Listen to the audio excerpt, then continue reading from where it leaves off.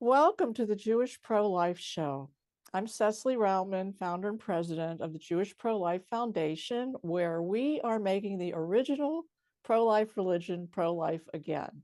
And we do this by offering much needed pro-life education to the Jewish community, Jewish-friendly pregnancy care and adoption referrals, and healing after abortion.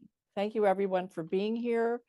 Today we have a special show. I'd like to share with you a podcast from 40 Days for Life, where Sean Carney, who is the executive director there, shares his recent trip to Poland and a tour of Auschwitz. And then he talks about how that experience relates to the abortion crisis. He's very Jew-friendly and wise beyond his years. And so I think you'll really enjoy the show. And credits to Ross, who sent me the link to the show. Hi, Ross. Ross is here with us today. I'm not going to show the whole video. It takes about an hour. I'm starting at about 13:50, and we'll see how far we get. And then if you can stay, please, for open discussion, that would be great. Okay, here we go. There's two groups of people, and I want the people to actually email in on this. If you know a Holocaust or a Holocaust denier. So the two groups that I've gathered, Europeans and Muslims. The Muslims typically, they made it up. They want to get attention and they want to make money. It's an industry. The Holocaust thing is an industry. And to some level it is, because we have to learn about it. There's museums, there's movies, there's documentaries, all of that. But they just use that like, they're in it for the money. Jews. Okay, so that's just hating Jews. That's one segment of it. Like, you hate that your enemy's a victim. Okay. And there's probably no greater victim than a Holocaust person who died or a Holocaust survivor. So there's that camp. The other camp is you're 20 years old and this has just been shoved down your throat. Maybe you grew up in Germany, you grew up in Europe, and it was just all Holocaust, Holocaust, Holocaust, never again, never again, never again. And it's over and over, and it's just, you're hit over the head with it. And you're like, I mean, did it even really happen? That's the other response that I got. That is similar to landing. That's similar to landing on the moon, I think. Yeah. Where you're just like, wait a second, what if I question it? Then I'm kind of different.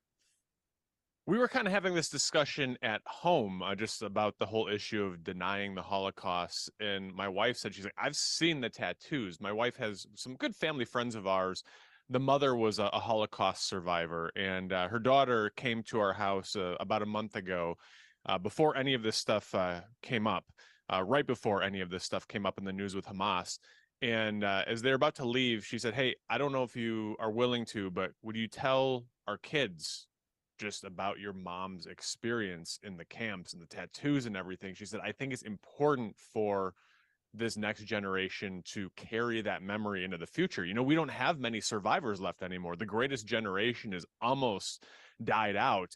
And it's a real wild thing for something which in many ways feels kind of remote. We're now progressive, we're civilized, we've moved beyond that sort of thing. But no, we can have the daughter of a Holocaust survivor walk into our house and tell us about the tattoos that her mother bore the entirety of her life as a result of what took place in Germany and Poland and throughout Europe. It's awesome, and it is sad that we're losing them. And imagine those Holocaust survivors in Israel when Hamas came in and drug them out. I mean, just, this is happening again, and this time they were executed. That's a sobering thought for people after 78 years. So I do think that we're not going to make it 20 minutes before the abortion analogy, but people just deny that abortion kills a baby. I mean, Jen Psaki a few weeks ago said, nobody's advocating for abortion up to 40 weeks. There's just we did a whole little series. People can find it on the YouTube channel last month on just the new denial that we have. And that's the difference between that's the similarity with the Holocaust survivors, the Holocaust deniers, and the abortion deniers, is that the Holocaust deniers are saying, so they trained these people in. They gathered them up in the ghettos. They put them on trains. They sent them to these different locations called concentration camps, where they were systematically gassed, or they were shot by a firing squad, and they were surrounded by electric fences, and 1.2 million of them died in Auschwitz alone. That's what you're telling me. Because if that's true, we are the worst generation in the history of the world. Like, it's so evil that you can't fathom it. And I think that's a legitimate reason to deny the Holocaust. You just can't believe that that evil's possible, and that we're just irredeemable. And I think people have that with abortion. That you're saying we kill 78 million babies in this violent act? How many? What lake would those bodies fill up? This like sobering thing. So we just deny it. So I do think that that's the first similarity to get in there. And that's the first thing I noticed. They have security. You got to go through metal detectors. That was the kind of thing that surprised me. And it's odd. It was odd going into Auschwitz and going through security. It was a very strange sensation, because there was high security when it was functional, for sure. Okay. The overall theme of Auschwitz is death. Death happened everywhere. I went with an Irish priest, and then Father Paul Felix, the 40 Days for Life chaplain, and Ramona Trevino was on the tour. We had a few of our volunteers, a few of our team members. And, we walk through, and you realize, all of us came to the conclusion that first off, they're very good, Steve, at leading you through and not talking your ear off. Okay. Nothing is sensationalized. It is. I couldn't thank our tour guide enough. She was amazing. And she was German, but nothing is like, and then this is where the Nazis, there's no changes of tone. They simply say what happened here, and there's silence. There's a lot of silence. The atrocities speak for themselves. It speaks for itself. And it made me, the power of silence is so great in our prayer life and when we dialogue with God. And it's so great when there's just nothing to say. And you can reflect. And I was delightfully surprised at how silent the tour was. It's almost like doing Stations of the Cross if you're Catholic. I mean, it's a very difficult but in many ways beautiful reflection on human life, and I'll get to that part too. But everywhere you go, someone died, and there's just not a lot of places like that. Every room, people were just constantly being shot. Suicide was a massive problem because people would just go and throw themselves on the electric fence. Viktor Frankl talked about that in Man's Search for Meaning, that you really had to anchor yourself to a purpose. Otherwise, you were going to lose your mind and do that. Yeah. I think so. And Viktor Frankl, if you have not read that book, it is such a great book. It's such an uplifting book. You have to really sell it as that, because people are like, oh my gosh, Holocaust survivor. Man's Search for Meaning is one of the top 5 greatest books of all time that we should all read. It's on our list of everybody should read these 5 books so the world doesn't end. It's on that list. So Man's Search for Meaning. It's not very long either. But I think that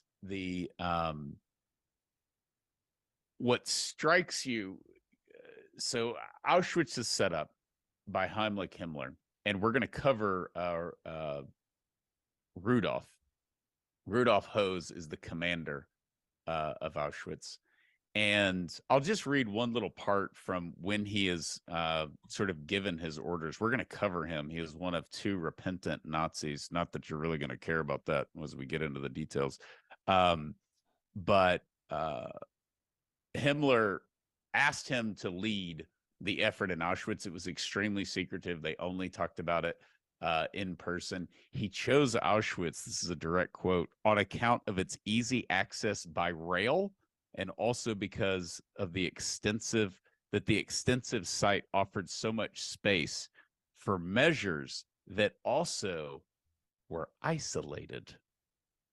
So isolation was very important for this. So, okay, so Commander Hose, it's spelled Hoss, but in German it's pronounced Hose.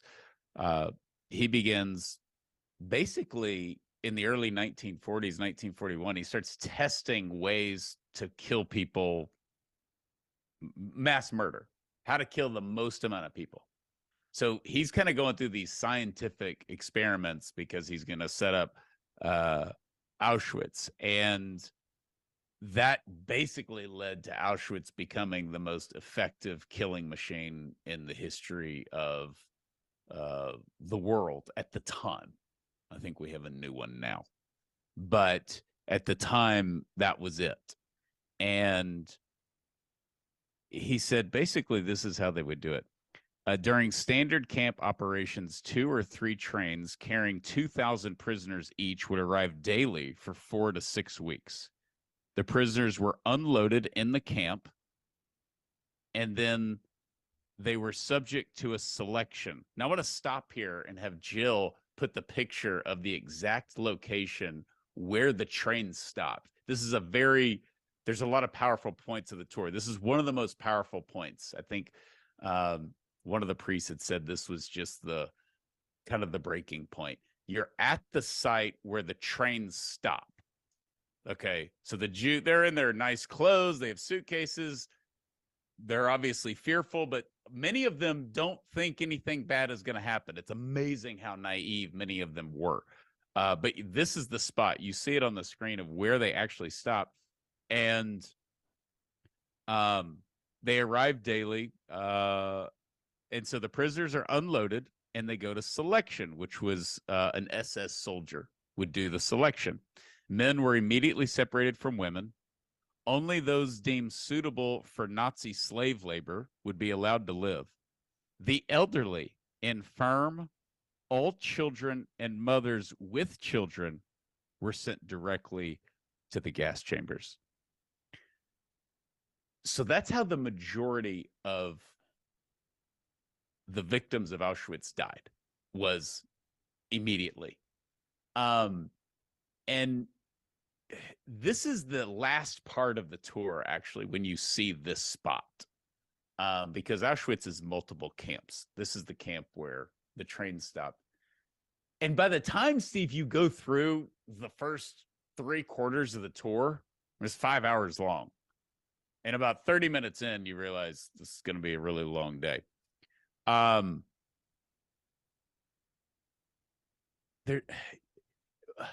One volunteer was like, you pick your poison. I mean, if you're selected at that moment, you forgo a tremendous amount of suffering. And I think that's one of the reasons they put it as one of the last parts of the tour, because you get off the train, you go over there, you're sent to the gas chamber. And that was the majority of the people, of the victims. But immediately the elderly and the children, which is just impossible to fathom. So those who were found fit for labor, the survivors, they were marched to barracks, and in one of the camps, stripped naked. They shaved their hair. They were sprayed with disinfectant, and they were given, of course, their tattoo, something that became a staple of Auschwitz. At first, this is interesting, and shows how the devil works. At first, the bunkers, which you see a lot of the bunkers just laid out in that field, those were all covered by the woods They left it wooded because they didn't want anybody to know what was going on. They wanted it all done in secret to avoid detection. So this system that Commander Rudolph Hose made up worked early on, Steve, and they kind of explained this. So he added 4 more large gas chambers and crematoriums. And that's because you see the final product. So they break down and they say, this was the original Auschwitz, right? Like when you go anywhere and you're like, this is the original house. And then you see how massive it is. But he was giddy about it. He realized how many people they could kill. They had the land. Nobody really figured out what they were doing. The woods were protecting them. It's really in the middle of nowhere. Even to this day, it's kind of a little village, but you're going on a train and you're going in the middle of nowhere. And so he adds these 4 large gas chambers, and that increases the volume. So whenever Steve, he's arrested, and we'll get to his execution later.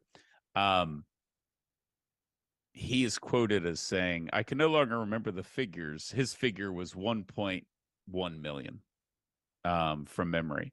And he said, I can no longer remember the figures for smaller actions. Those were non-gas chamber deaths.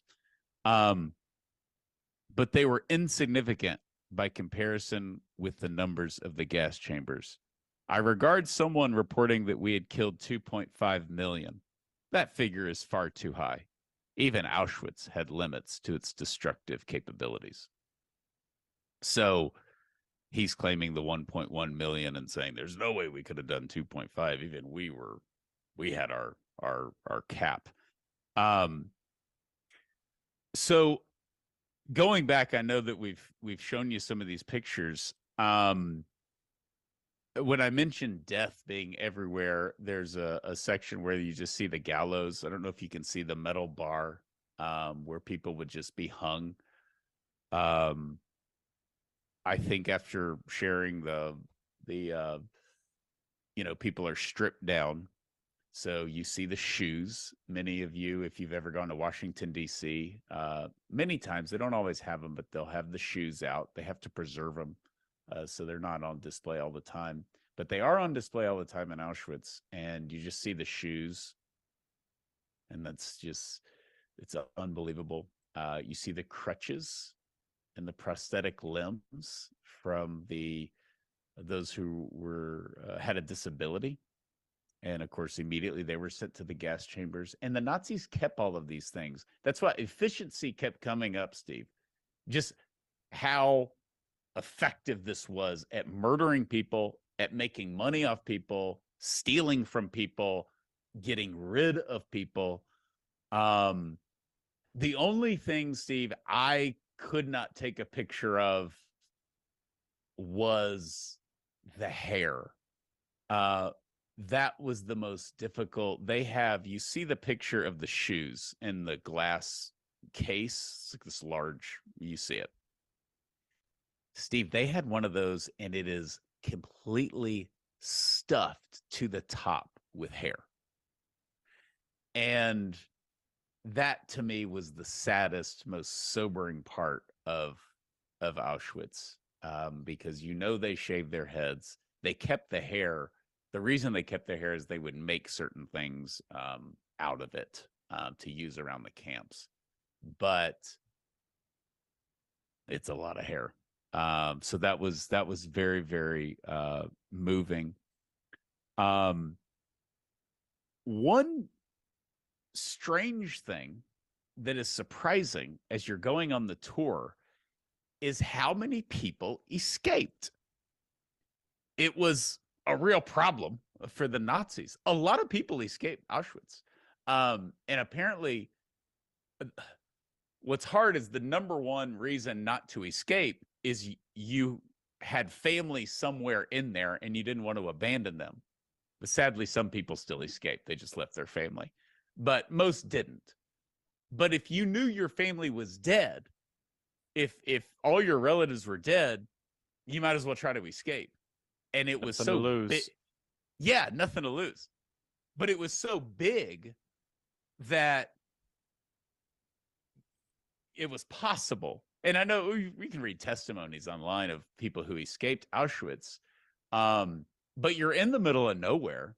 I mean, it's not like there's some big Nazi base, down the street where they're going to pick you up. So if you can get out, you actually have a shot of getting away and surviving. And many people did.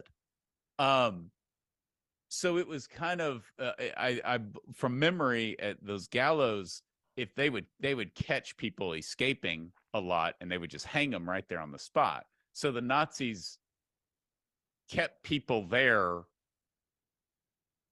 by threatening them that if they tried to escape and they were caught, they would kill them. But over time, that didn't really work because they all knew they were going to die anyways. So it was this interesting thing over time where escapes became more common because your family would get killed and you have nothing to lose. Or you're like, well, we're going to die. We know what they're doing here. We might as well try to get out of it. So I was really surprised because when you think Auschwitz, you're like, that's it. It's total lockdown. Nobody can get out. But it was actually fairly common that people would escape. So, okay. Before we get to Maximilian Kolbe's cell, which is definitely a beautiful part of the tour, you see this whole like numbness to death that the Nazis had to have. There's death everywhere, and somehow they're living in these conditions, and they have their barracks, and everybody else has their barracks. But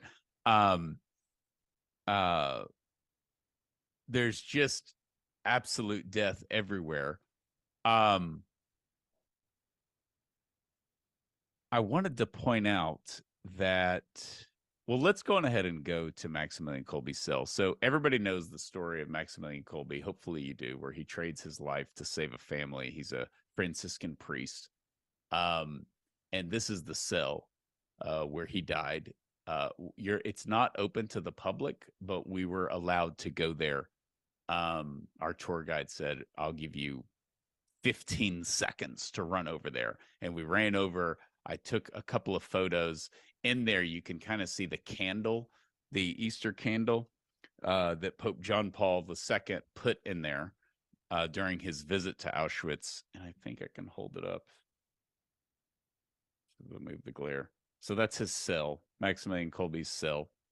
And John Paul, JP2 had put a candle in there. And of course, he traded his life for a family. And he was injected with poison, and he died in that cell. And it's a beautiful, beautiful spot and a sign of hope. There is hope all throughout. I know that sounds crazy. It's only 5%, but it's there. It's definitely there. When you see the pictures of the camp, and I know Jill's put it up there, I guess the most famous one is the gate entering where work makes freedom is spelled out in German over there. Works makes freedom, which of course is a complete lie. I'll say before we kind of close this part out, Steve, with we'll get into Rudolph, but when you're seeing all this and you're walking around, of course, we're praying the whole time, and it's just very sad. It's extremely sad how they tortured all these people. Look at the bunkers. These beds. It's not a bed. It's a layer of concrete. But you see these bunkers. Those were the women bunkers. The women that they allowed to survive. Because if you were pregnant or you had small kids, you're immediately executed, as we just talked about. But those are the bunkers where the women lived. When you're walking through and you're just seeing how they tortured these people, how they starved them, how they murdered them, there's a new appreciation for General George Patton. And that whole, like, somebody had to go in and just kill all these people. I mean, talk about a just war. It was just absolutely, there's a famous Patton quote, probably can share it on this podcast episode or not another one. I'll remove the curse words, but he says, gentlemen, we're not going to beat the Germans. We're going to use their guts to clean the chains of our tanks. And it's a very famous quote. He's got a couple of other words in there to spice it up, as you would expect from General Patton. But that attitude had to be it to take out a force like the Nazis, because for them to do this and to be at a lot of times winning the war on different fronts and then having these systems where they're executing all these Jews was just absolutely pure evil. So the last thing that I'll show from the actual camp, or the second to last thing, is the crematorium. This is obviously just it speaks for itself, but those are, there's a room next door where they would enter. I did not take pictures of that. It's where they actually died. The gas would come through these pipes. They were all killed, and then the bodies were shoved in this room where they were obviously burned, and the fires never went out, is what we all know now. And so if you look at this system that Rudolf Hose came up with, it's absolutely brutal.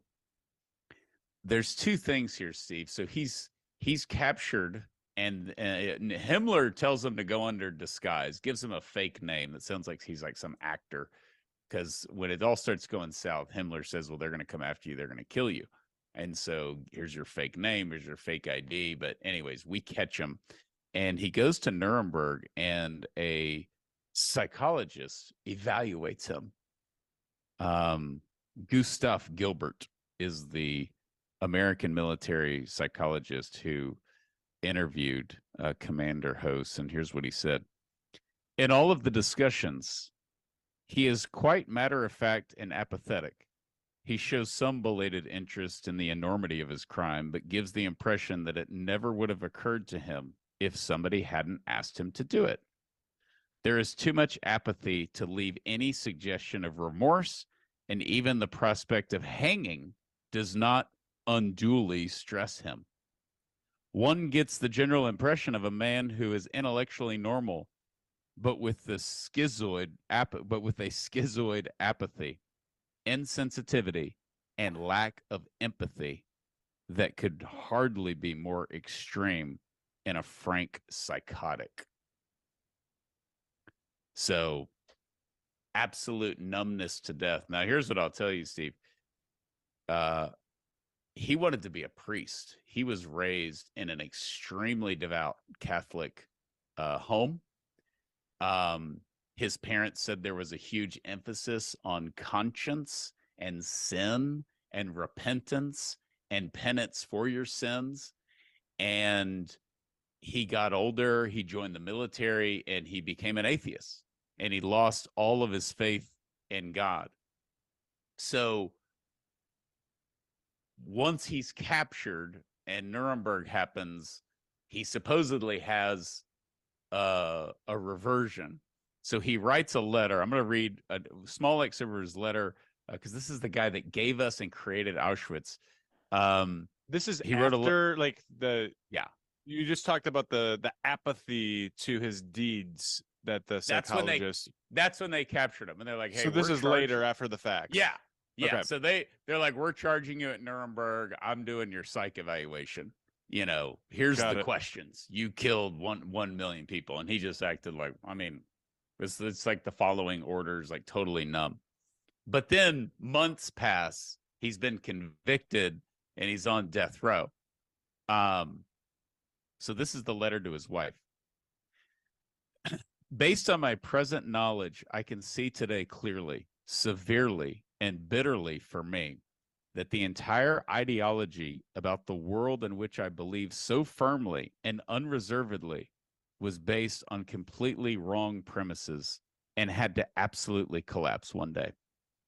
And so my actions in the service of this ideology were completely wrong, even though I faithfully believed the idea was correct.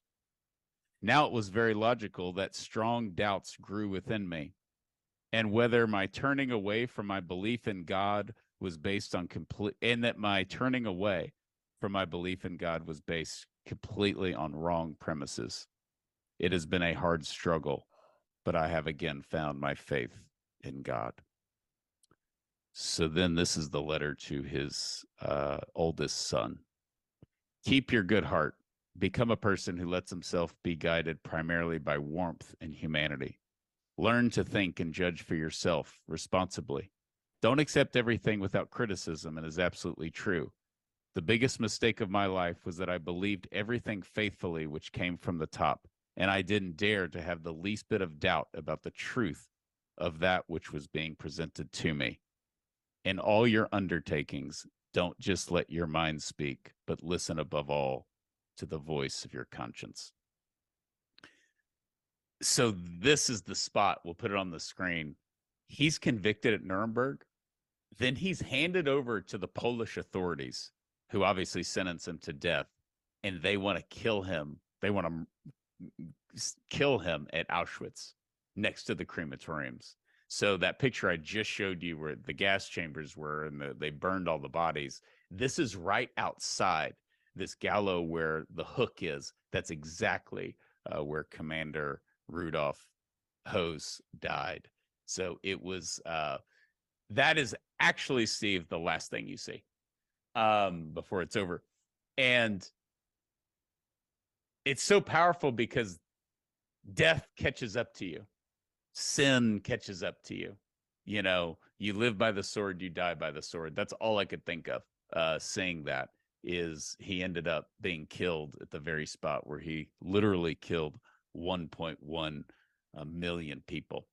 I'm not going to say that I take comfort in him being hung or anything like that, but I do think that this whole notion that lies are bound to collapse should be a consolation to all pro-lifers and all people of faith, because we have a lot of deeply unnatural things going on in our world right now, from abortion to the mutilation of children in the name of trans ideology. There's so much wrong in the world right now. And I know oftentimes, particularly some of our leaders and volunteers who live in pro-abortion states or pro-abortion countries, they feel a temptation at least to despair.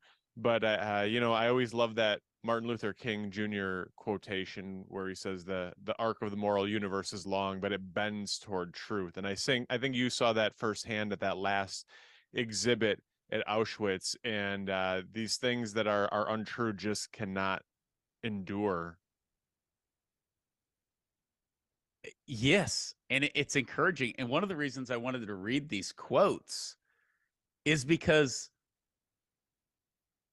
this guy, so if you listen to Hitler's speeches, which I've done too much of in my life, he's nuts. And not just you look back and you're like, wow, you know, but he started off as this charismatic guy, but once he's the Fuhrer, his content is out there. Heimlich Himmler is like that too. So there's a good section of Nazis that you just read them or you talk to them and they're nuts. They're clear fanatics. They're clear fanatics. He's not. Rudolph is not, and the guy ran Auschwitz. He's even like reasonable in his conversion. I now see that the whole thing was a lie, you know, and you see like the numbness, like I don't see what the big deal is. And that's the crazy part. Like you're running a camp that's executing Jews and you believe that's a good thing. Well, I believed the lie. You know, he's kind of explaining it away. But he's somebody that if you saw in the supermarket and he wasn't in a Nazi uniform and you talk to him, you wouldn't think this guy's a mass murderer. And we hear that a lot about serial killers and mass murderers. Some of them seem to be serial killers and mass murderers. Some don't. And he's in a category that he really didn't. He grew up in a Catholic home. He had great parents. Everything you read about him is like, it's just kind of spoiled. And that, you know, that whole notion that you're going to cleanse the world of suffering, you're going to improve, you know, the global race through eugenics is extremely scary. It's extremely convincing and can come off as extremely compassionate and from reasonable people who dress well. And of course, that's a direct correlation to what we have today. I mean, think of the niceness and the good manners of so many who support abortion. I think one of the positive things, and we've said this a lot, is post-Roe, we're getting some of the nuts, right? We're getting some of the fanatics where you're like, hey, Northam's on the radio describing infanticide. Is anybody else uncomfortable right now? But still overall, and you have there was a lady, there's a lady recently on TikTok impersonating a dancing baby before she's aborted. It's like, I'm a fetus before an abortion. Woo! And she's dancing. That kind of goofy, psychotic stuff we didn't really have 5 years ago. And it's everywhere now. But what we've always had is what is represented in, I think, Rudolph, which is it's going to be fine. I lost my way, or this is the way. But however, when he's running Auschwitz and when he's sorry for running Auschwitz, he sounds reasonable. And, it takes a psychiatrist to go in there and say, the guy's a psychopath. But I think that's the danger of believing these lies and these ideologies. That's the sociologist Hannah Arendt who described it as the banality of evil. And it's not unlike that C.S. Lewis quote about how we expect the great evil in the world is done in those layers from a Dickens novel, but really it's just like men who don't need to raise their voices in well-lit, carpeted office buildings. There's a lot of evil that is not all that dramatic. I think it's easy for us to make Hitler the boogeyman because A, he is, and B, he looked the part. He acted the part. Like he's out there shouting and he's insane and the mustache has to go, all those sorts of things. Yeah. It's easy to see that, but there's a lot of, ordinary people can do extraordinarily evil things. And I'm kind of curious, you shared the quotations from those letters that Rudolf Hose wrote. And obviously, if he found his faith, I'm assuming there's repentance there. But even in those letters, it sounds to me like there's a lot of like, well, I believed the wrong thing, and as a result, the things that I did were wrong. Is there anything where he's, pleading for the mercy of God and the mercy of those who he wronged, or is he just kind of cool and calculated about his reconversion as well? It could be that. One of the problems with him is he didn't speak English. So I think it's also a translation thing, because Okay. even when you read the quotes, you realize they're really wordy, and Germans aren't typically very wordy, but the English translation's trying to kind of draw it out. I guess when he's saying it was a hard struggle, but I have again found my faith in my God. I'd be interested to hear what that, like, have a German translator maybe clean that up. But what is, I guess, encouraging, because we don't want anybody in hell, is that he connects it to his loss of faith. He connects Auschwitz to abandoning God. But yeah, there's no like falling on the floor, sinner in the hands of an angry God. Again, he's writing to his family, so I think there's probably a little bit of saving face. And I think when people hear of repentant Nazis, good for them. I don't really care. And I understand that. I understand that. When you walk around Auschwitz and then you kind of hear, yeah, he kind of repented right before he died, it's like, all right, good for him. So I know that's a different kind of scenario. We want everybody to repent. It's not as strong as Hans Frank.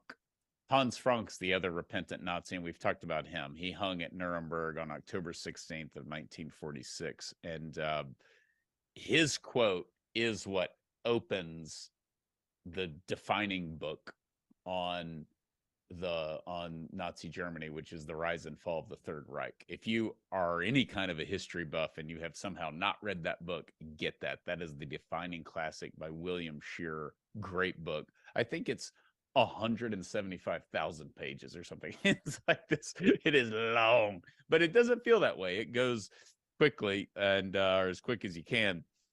But the opening quote of that book is from Hans Frank, and he is about to hang at Nuremberg, and he says, 1,000 years would have passed, and the guilt of Germany will not have been wiped away. So those were his last words, and he was another fallen away Catholic who came back to his faith. So that is what I didn't want to talk about him and say and not mention the conversion part, because supposedly it happened, and then him writing his kids is kind of what we have. But I think, Steve, overall, the trip made me realize that abortion's totally possible. We get this question all the time. I know the abortion workers get it. How could you do this? How could you do that? And it helped me understand abortion more. It helps me understand them being a little bit more out with abortion. Like, we don't want disabled kids. I think we went through a period from 1973 to 2020 or 2019, really, where it was safe, legal, and rare, and reproductive rights, and you kind of got to save face, right, if you're pro-abortion. And I think that's gone. I mean, now Iceland openly brags about how they don't have Down syndrome because they killed them all through abortion, and just the Nazis kind of owning it. Of course, they started it off in secret with Auschwitz, but then, they built their case of why the Jews needed to go and how the Jews were the problem. And they did that all throughout the 1930s. And that has reared its ugly head now, where that's somehow acceptable to hate Jews or to side with those who are killing Jews because they're Jews. The woke have rediscovered the virtue of free speech suddenly when it comes to killing Jews. Actually, we shouldn't have cancel culture. Look, this is a dicey area here, Steve. So I'll be careful. I know it's like you can't just run around and call people Nazis. But when you look at a lot of the language of the Third Reich and a lot of the language that Heimlich Himmler used and all this stuff, it's really woke. A lot at Auschwitz and just throughout reading history of the Holocaust, there's a lot of wokeness. There's a lot of the benefits of sterilization. Definitely the isolation. You are not with us. You are against Germany. You hate the Fuhrer. You hate Germany. You're a communist. Just all the isms come out and you get shamed.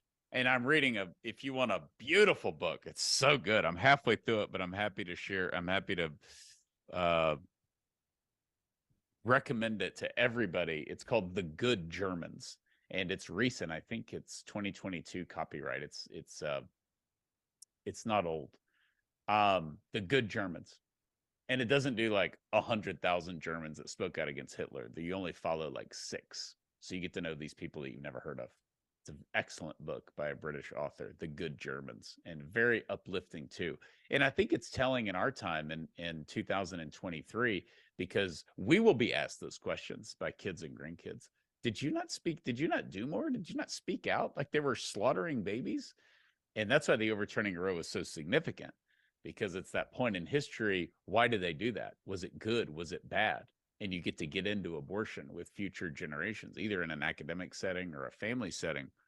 And there were good Germans, and some did speak out. Many didn't, but some did.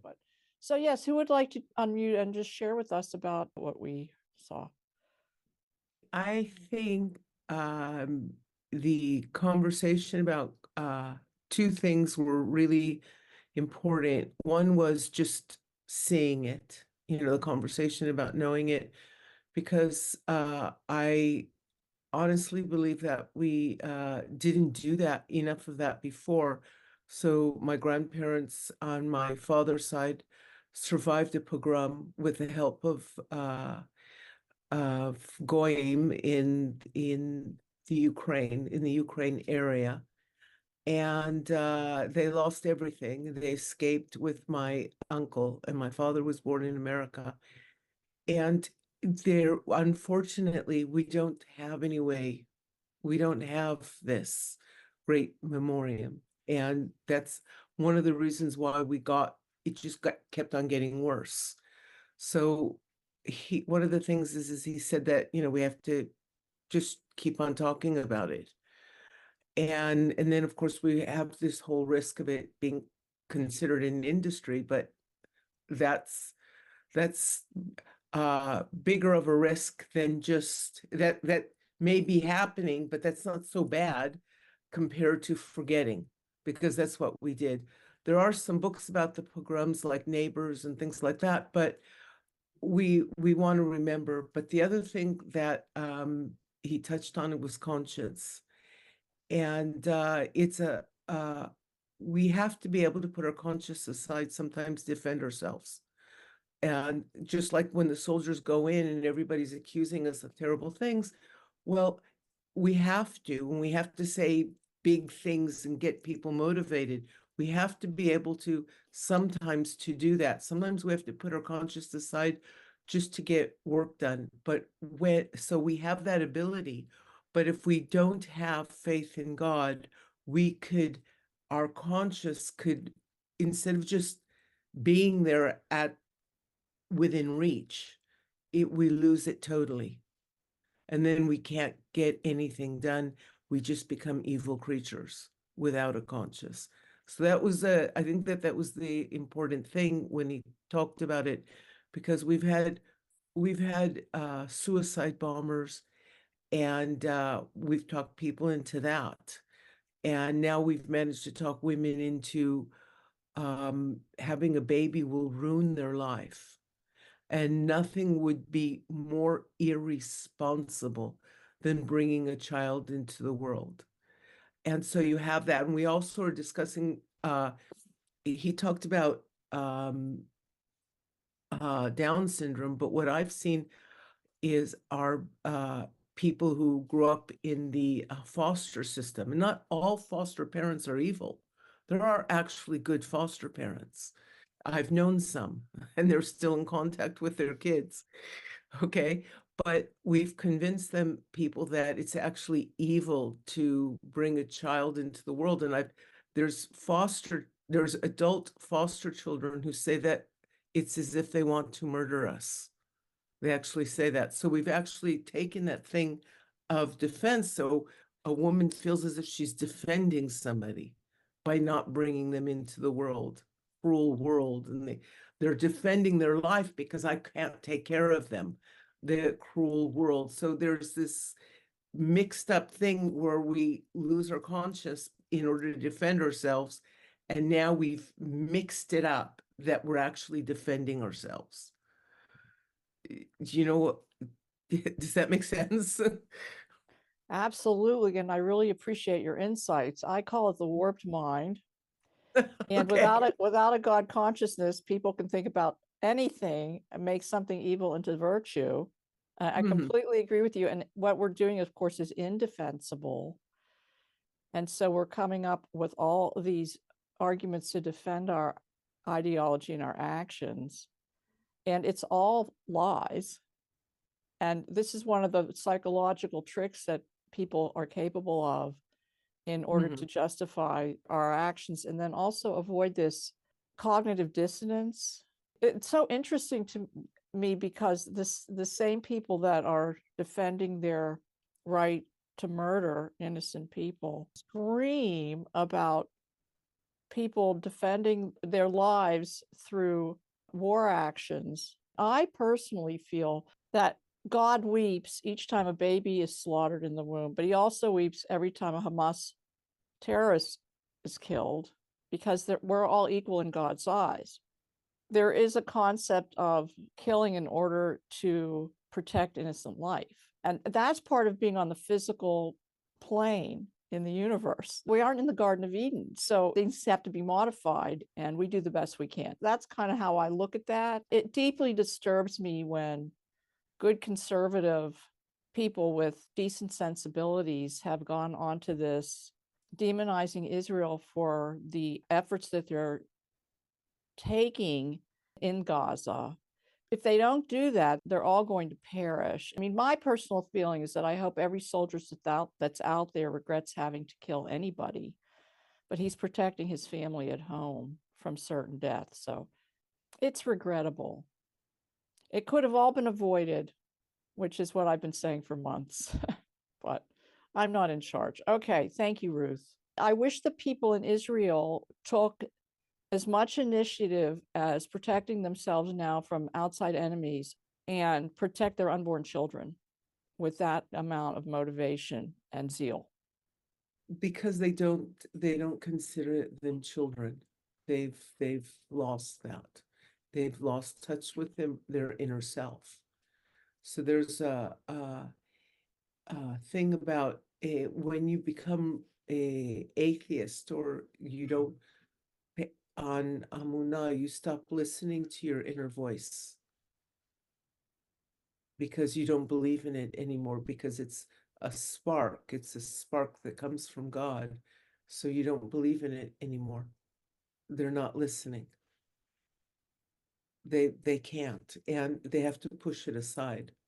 And like I said, sometimes we have to push it aside because sometimes we have to do things. We have to sometimes if a baby's crying, when my kids were little, sometimes I had to hear them cry because I had to get up and make dinner. Okay. We weren't going to eat. You're going to have to cry. I can't tend to you. Everything's okay. And you have to do it. It's that ability to do that that gets way out of control. And but we need that ability to do that. So you have to have balance. You have to have some kind of faith and know when, okay, this cry means I have to stop what I'm doing, or I'm going to finish as soon as possible, and then I'm going to turn that voice back on, or I'm going to turn on listening again. And a soldier in the field may regret it, but he knows that if he doesn't do it, there'll be even more deaths, and that he has to sometimes do it. And that ability to turn that off is so important. But that's why afterwards there's all these, I think this Kfar Maccabi has all these sessions to help the soldiers get over what they've had to do. Thank you. Yeah. Okay. Ross, do you want to share? First of all, that was very powerful. I've actually met Steve, Sean's partner at 40 Days for Life training. We're having our 40 Days for Life kickoff tomorrow night, and also being a sidewalk advocate and facing escorts that mock us and make all kinds of comments all the time. One of the comments they make is, there's all these babies in foster care, and we don't engage with the escorts because we're focused on the women coming to our abortion business here in Casper, Wyoming. But the argument is, well, they're better off dead than living in foster care, or the child might have a disability, so they're better off dead than a disability. And it's kind of what maybe this Nazi felt to justify what he was doing. And, it's very, very sad, but here we are. And, but on another note, we had a victory and a loss here in Wyoming. We have the only abortion clinic in the state. We have a pro-life law. And our loss was that we cannot intervene in this case, and we got to rely on the Attorney General to defend the law.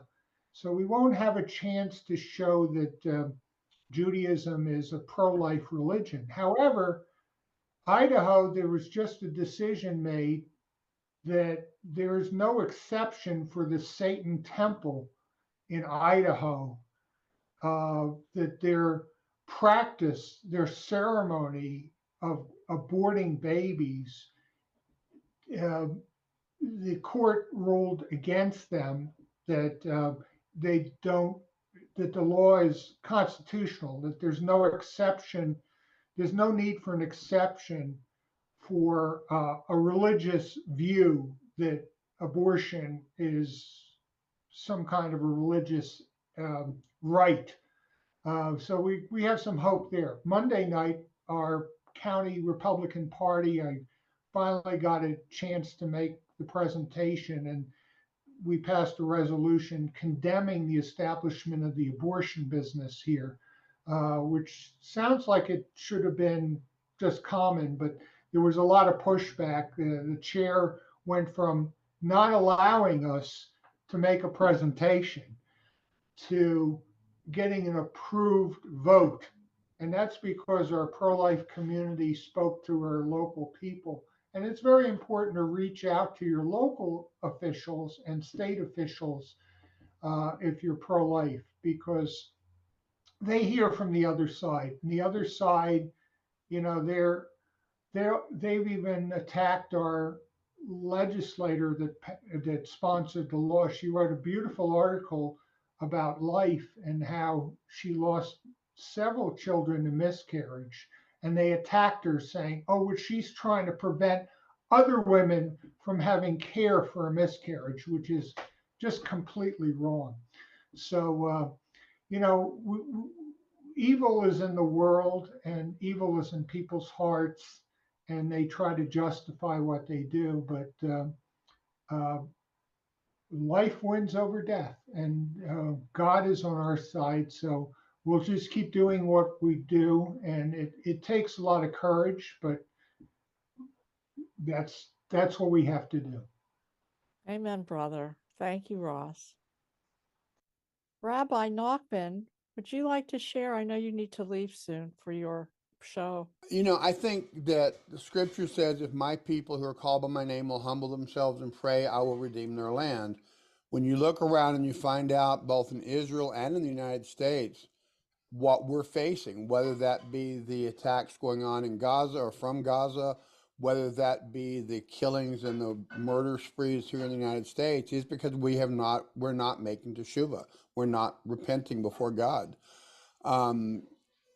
I was just recently went to another state to do a wedding, and during an evening before that, the subject came up about abortion. And I said, I'm on the Jewish Pro-Life Foundation board, and this woman who was ostensibly not the rabbi of the congregation, but a visiting rabbi who was very nice to me, all of a sudden decided she didn't like me and tried to block me from doing the wedding, which I did anyway, and it was a beautiful wedding. Unfortunately, she decided not to come, which was fine with me.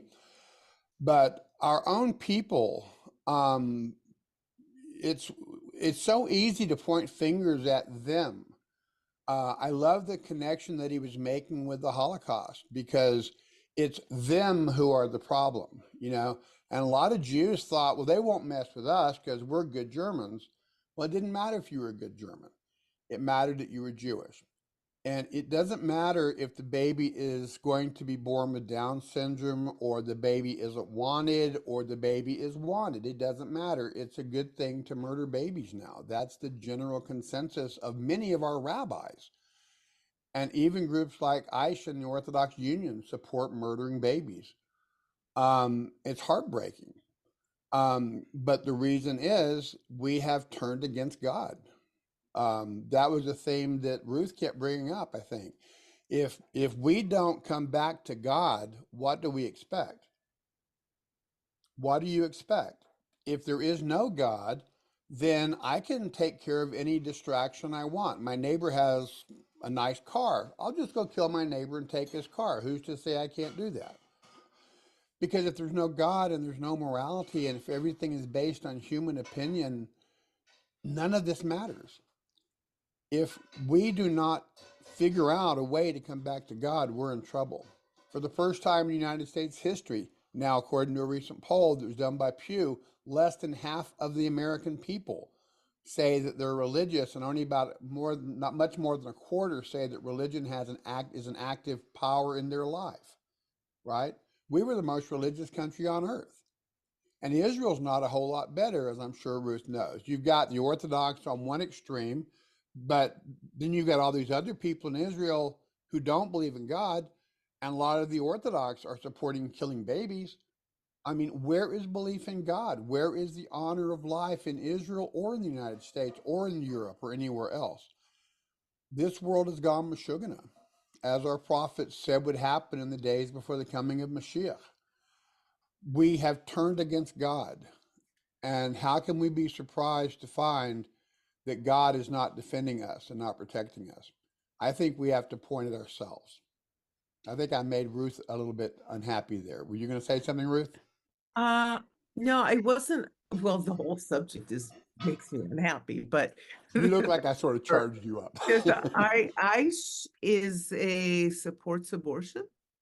Go to the ICE website or the OU website after Roe v. Uh-huh. Wade passed. They both had an article saying that Roe v. Wade should never have been removed, and that abortion is a Jewish right up to 40 days, and that beyond that, it really is the woman's decision, and men have no right to speak on it. If you look at even the story of Tamar and starting there, I mean, you can't even throw away male semen. So how do you get to the point where if it's already in there that you're not throwing it away? And I'm not talking about when a life is at risk, a woman's life is at risk. The way they get there is that there is discussions in the Talmud that were written during a point of time when Jewish women were having a lot of miscarriages. It was breaking the hearts of the mothers because they lost their children. And so the rabbis wanted to console them and said that until the baby is 40 days after conception, it's not really a human being, and so don't mourn too hard. It was a way to try to bring peace to women who are having miscarriages, but it is in the Talmud. And here at the Jewish Pro-Life Foundation, in fact, Cecily wrote a beautiful thing just trying to get rabbis to simply agree that Judaism is a pro-life religion, that we support life. And the rabbis came back with that, and they wouldn't sign the paper, and they came back with this very argument out of context. That's the justification. And that was in Aish? That was, well, the statement that Roe v. Wade should not have been overturned and that abortion is acceptable until the 40 days was on Aish. If you go to the Aish website and simply Google Roe v. Wade, you'll find the article. It's still there as of, I don't know, 3 weeks ago. I looked it up to see if it was still on the site. It is. It even starts before that we don't throw away the seed. If you just look at before conception, and you know the funny names, okay, of her of Yehuda's sons, but that I thought I was under the impression that that wasn't the way. I don't know if that worked to console anybody, by the way. Well, the more ancient view was that God put the seed of life in the father. The father then planted the seed into the woman. That's why orthodoxy is so adamant against masturbation and things, and why Onan was such a terrible sin. Not to throw it away. Yeah, so it's not even from conception; it's from prior to conception. So that's why I can't understand. So I asked a friend of mine. Right. So I asked a friend of mine at Aish. He's not one of the big guys, but he's like second tier. I mean, he's a pretty big guy. I asked him, I said, how can you guys do this? And he said, to be honest with you, is because of donations. We have been notified that if we come out and we speak against abortion, we will lose a large percentage of our donations. Therefore, that's why they did it. And in my opinion, that's why the OU made the same statement. They're more concerned about not losing money than they are defending Jewish lives. So I don't know if it's only money. I think it's a more of a not wanting to distance people because you're getting in an altercation just when you want to bring them back into the fold. And so there's a misconception, instead of taking a strong stance against something really, really important. And that's why I think that a lot of people who do want to become more religious, leave Judaism altogether and become Christians, because there's Christian groups that are taking a strong stance against it. But what I saw wasn't people saying that it was okay. What I saw is somebody getting up and speaking and thinking they made sense, just like what we call waffling it. They would just like, there was one rabbi that I really liked, and he just got up and spoke. And I thought as a teacher, he would get a C- for his talk. He just got up and he wanted to say something about it, and he just got himself into knots. but Right. to actually come out for it They and did was on the, there any rebuttal within ICE? Did they give up well, an not that article? I ever, not that I heard. The articles on Uh-huh. both OU and ICE were abundantly clear, abundantly clear. And the thing we don't know is we don't know a person's intention behind a statement. We don't know their covenant. We don't know the intention. Okay. My Mhm. friend who works at ICE said it is about the donors. He was told that directly. They don't Mhm. want to lose the money. Also, we Jews still are carrying around this idea that we are somehow unworthy, and if we can simply appease the Gentiles, they'll stop hating us. I Mhm. think that part also plays part of this because we want to be accepted, which is closer to your take on why it was happening. But Mhm. regardless of why it's happening, it's happening. Even Mhm. some of the most ardent pro Torah, pro Talmud, pro righteous, pro all those things rabbis are at the very least not speaking out. And in many cases, like with Aish and with OU, wrote articles defending infanticide. And my friend said it was because of because they didn't want to lose the money from the donors. But I'm sure it's also they don't want to lose people. But Cecily, Well, they're losing people. They're losing people. big Uh, deal. If no, I'm they're not, losing if people you because lose people people, aren't having children. if you lose people for the sake of truth, that's fine. I've lost people. My congregation, I've lost our three biggest donors No, because I they're losing refused to people not for speak other the truth. reasons. Hmm? So they're losing people. They're losing people because people are not bringing enough children into the world. Ah, Abortion is part of that whole story.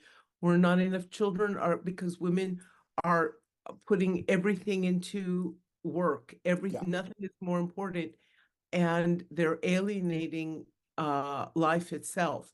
yeah, Or maybe that's just my theory. Whatever it is, we're not having children.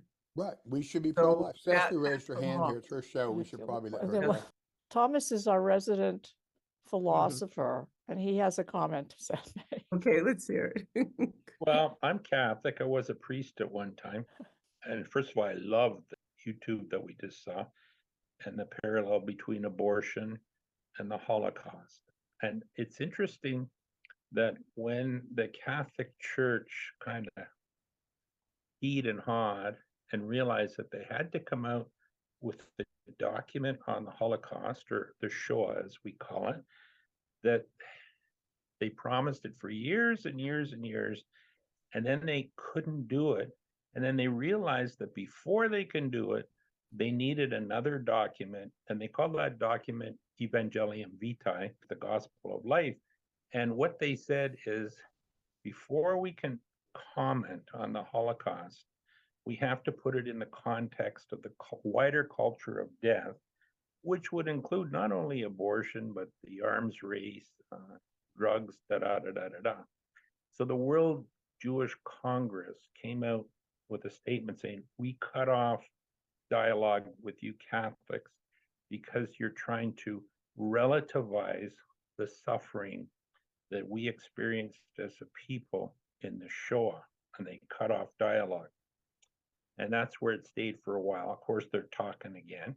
And it was the rabbi, I don't know if he was a Rabbi Berkovits, that came out with the realization that if the Shoah, the Holocaust, is an event beyond all other event, it's an absolute, then we can't compare it to other Jewish suffering. And so he came up with the theology that we are not Job, but we are Job's brother. In other words, we are not in the event, but we can empathize with suffering in the world, which includes the the Shoah. So it has to be contextualized within the wider panacea of Jewish suffering altogether, per se. So I think that that kind of brings this group here, um, plants them in a comfortable, or I don't know, comfortable, in a place where, yes, we have the right, we have the duty, Catholics too have the right and the duty to talk about abortion in the context of the culture of death, but it's not with the intention of sidelining other sufferings and relativizing.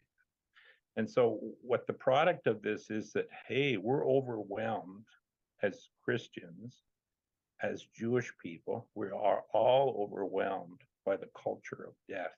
Like, if you think you're going to defeat the culture of death as a Jew, forget it. Or as a Catholic, forget it, because it's so pervasive. And so the idea was we come together on the level of the world religions. Now, what's happening now is that, yeah, the world religions are coming together, but we're at the stage where we say, oh, I'm okay, you're okay.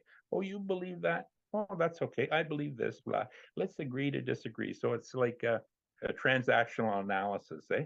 And so it's the whole thing is caving in.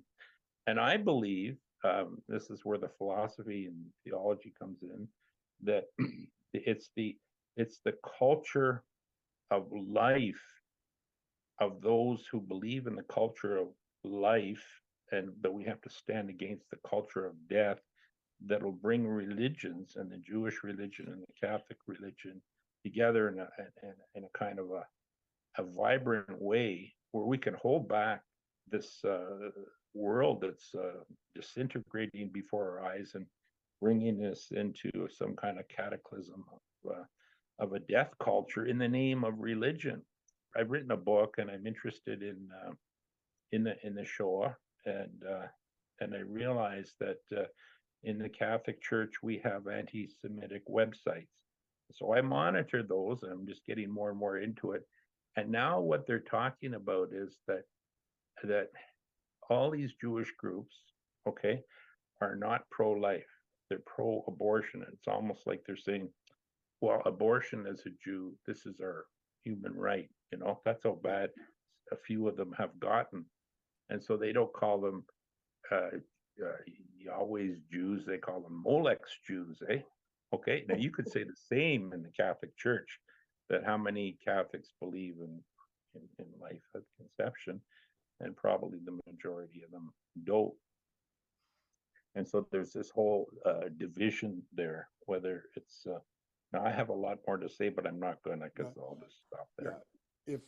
I do have to run here in just a second, but if I can sort of respond a little bit, I think I get in trouble with rabbis because I talk to Catholics and other people who are, I think, good, sincere people. But this is the Jewish Pro-Life Foundation, and as Jews, we do believe we have a special covenant with God. The Torah says we are the nation of priests. As priests, we are to help the other nations find their way. We're not doing that as a people. But we are certainly commanded to do that. And therefore, I think interfaith dialogue to that degree is also vitally important. But I believe that while we need to acknowledge the fact that we need to make teshuvah, we also need to take responsibility for who we are as a people. Who we are as a people, we're supposed to support life. We're supposed to stand up for life. And we have always had a group of people, usually called the Erev Rav. These are people who look Jewish, who look smart, who look wise, but are actually teaching things that the Torah forbids. If my people who are called by my name humble themselves, I will restore their land. If we don't, God's not going to do that. And I would like to make one statement based on what's going on here in the chat screen, and then I do have to run. John was talking about all those people who want war, need to repent. I would just tell you, we are doing what we should be doing in Gaza, except we should be doing it more strongly than we are. Torah says, if they come to kill you, sue for peace. If they refuse, obliterate them. The reason we're in the situation we're in is because Israel had bad governance for a very long time. We should never have taken the settlers out of Gaza. Gaza belongs to Israel. We only have a sliver of our country. Netanyahu is finally doing what the Torah commands. I don't think he's doing it as well as he might. But sometimes, if you're going to have success, you have to go to war. Like Shlomo HaMelech said, there's a time for everything, purpose under heaven. There's a time for war. There's a time for peace. If Israel doesn't physically defend itself, Israel will be destroyed. And nothing in the prophecy says this Israel can't be destroyed. Israel is facing annihilation if they don't come back to God. Israel must repent before it's too late, and I don't see that happening. And so I think we all should be very seriously praying for Israel right now, as well as the babies that are being murdered there. Thank you, Rabbi. I wanted to respond to Thomas. I draw happiness and gladness when I connect with our Christian and Catholic brothers and sisters in life. I was at a local conference yesterday here in Pittsburgh. We had a wonderful speaker. She's a young neonatal care doctor at a local hospital, and she was telling us all about taking care of the babies there and just some of the bureaucracy and craziness that happens within the healthcare system, which she is trying to modify, for the better. That was really good. And those people are always praying for me in Jesus' name. They're always like, I hope you're not offended. I said, I'm not offended. I really appreciate you praying for me. I really need it. So I do try to build a lot of bridges there. And then we've connected with the Archdiocese of Baltimore, and we are participating in the March for Life in Maryland, in Annapolis on March 11th. And they're going to invite us to have fellowship with them and march with them. And I've connected with a gal from Students of America for Life who's coordinating their sponsorship activity there. So we are making headway in building this, what I would call this culture of life, which is the real equalizer among people. This is what the Judeo-Christian ethos is founded on, is a culture of life. So even though we have so many people on both sides of this thing that have renounced that, or somehow, as Ruth would say, found it defensible to renounce that or believe in a different thing, the basics of it are in this culture of life. And that's what connects us and gives us equality between ourselves. And I think more people are coming around to that idea. It reminds me of what makes an American. It's not, where we come from or what color we are, what we do for a living, or how much money we make. It's an idea. And so these characteristics that we usually define ourselves of that are more tangible are actually irrelevant, which is why I like the podcast so much. I think Sean and his buddy there did a good job at bridging that gap. They're also saying the most youngest generation, new generation coming up, is the most pro-life generation that we've had. I mean, they're not necessarily religious, but they are more pro-life than previous generations. Judy, thank you for that contribution. Yes, I would say that. They have been given a voice and a platform, for sure. Students for Life have done that, and a lot of the Catholic youth group facilitators have given them a voice and a way to share that message. And I think it's great. As Ruth was saying, there isn't much of this going on in Israel. I'll tell you, Ruth, one thing that's been really frustrating for me, I'm working with this digital marketing company building this website, and they're completely on board. They completely agree with us. They really are honored to do the work, but they are so terrified to put any meaningful content on this thing because they're afraid that they're going to traumatize people beyond that they're traumatized. And I've asked them, are you afraid that you'll lose business? Are you afraid you'll get sued? No, that isn't the problem. That isn't the problem. They feel that psychologically these people cannot deal with the truth. And I think that's really sad. They're like my gatekeepers. If I can't get past them, I can't do anything unless I find another marketer who's willing to be much more bold. And I'm not sure I will. I think that it's another conflict opening up because we're not talking about it in Israel. We're just letting it happen. I've seen a video, and I really feel terrible for this family that survived October 7th, and they were there. And the woman said that she didn't want to bring another child into the world, so she already had children. She was talking openly that she had decided to abort the child she had in her womb, and she just went and did it. Nobody pushed back with her. In other words, we've come to the point where it's so taboo that when we do open it up, we're going to open up a conflict on another area when we already have a conflict. So that is just opening up another venue, but we have to, because this poor woman was so distraught. I don't blame her at all. But what a difference it would have been if somebody would have said, wait, look what you're doing, and pushed back and brought her to her senses. You've seen so much death, why bring on more? I don't know if that would have worked, but nobody questioned it at all. Everybody just went on. So we're so afraid of that. But what we're not seeing is that you cause that problem, and then down the line, what's going to happen? You do realize that you're causing more problems. Maybe you don't have the conflict, but you will have the conflict, and it's just going to compound the tragedy. It's just going to make the tragedy worse, but they don't see it that way. Do you understand? Because so much is going on in Israel. Do you want to open up that can of worms? This reminds me of this story about the Jews in bondage in Egypt when Moses's father divorced the mother, and all the Jews divorced their spouses because they decided they weren't going to bring any more kids into the world. Everything was so bad. And then Miriam, Moses' sister, convinced their parents to, no, that's not right. You can't just choose to believe that the future is so bleak. We can't, give all this power to Pharaoh. So they all got married again and had all these kids. I can't even tell that story on our website because the guys are too afraid to put it up there. Right. Yeah, they are. We don't even want more arguments, more things to argue about. But because it's saving lives, and because also when you do that, we've decided to embrace life. It's not so much that I don't think that we have to tell people about how awful this is. We just have to point out that embracing life is just better. Yes, and as Rabbi Nachman said, it starts to reverse the burden of sin that Israel is incurring by every innocent child that's killed there. This is another problem.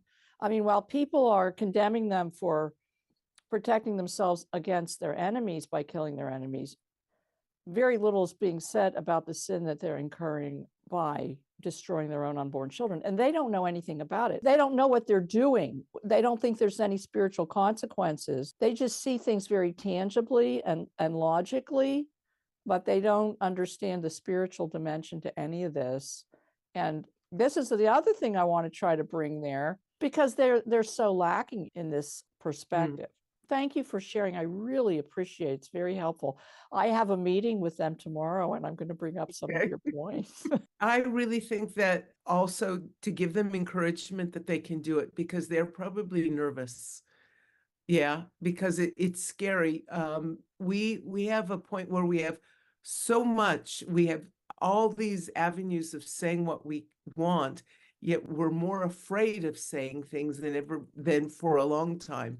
So because the other side just calls us names, you're taking away our rights, and it's so entrenched in our society that these are values and they're not touchable. I really understand why they're nervous. I get it. So it's not only pointing these things out, just give them encouragement. They can do it. They could do it. They'll like themselves, better. They can do this. Well, maybe I'll invite you onto one of the meetings. Yeah, they could do it. Okay. I keep trying to encourage them. I always approach things with a positive point of view and some humor. But I've told them last time, this is urgent, I don't know if it's sunk in. Okay. I think we need to close the meeting. I'm so grateful for everyone that's been here today. Please visit our website, jewishprolifefoundation.org, to learn more about our work in Israel, our healing program, and our educational resources. Shalom and blessings to everybody. Thank you for being here. I'm the news that nobody expected. I was never a part of your plan. I'm the reason why life as you know it feels like it's slipping through your trembling hands. And the doctors say I'm just an option, a mistake you can make disappear. I may not have a voice, but I'm more than a choice. I'm as real as the heartbeat you hear. So don't close the book on me yet. I've still got a long way to go. Empty pages to fill, and the best part is still down the road. Oh, I am a story untold. I am God's miracle in the making, proof that all things can work for the good. I am fingers and toes, and heaven already knows the name you pick out for me already belongs to me. So don't close the book on me yet. I've still got a long way to go. Empty pages to fill, and the best part is still down the road. Oh, I am a story untold. Every life is sacred, and every life is a gift, and every life deserves a chance to live.